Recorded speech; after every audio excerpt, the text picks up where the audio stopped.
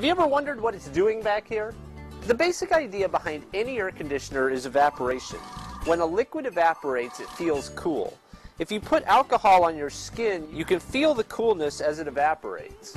An air conditioner contains a liquid that evaporates, a lot like alcohol, but it evaporates at a lot lower temperature. The liquid evaporates inside the house. It evaporates inside a set of metal coils, and the liquid makes the coils extremely cold.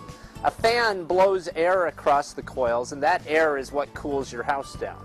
When it evaporates, the liquid turns into a gas. To turn that gas back into a liquid, you use a compressor. The compressor squeezes the gas, but it gets really hot in the process.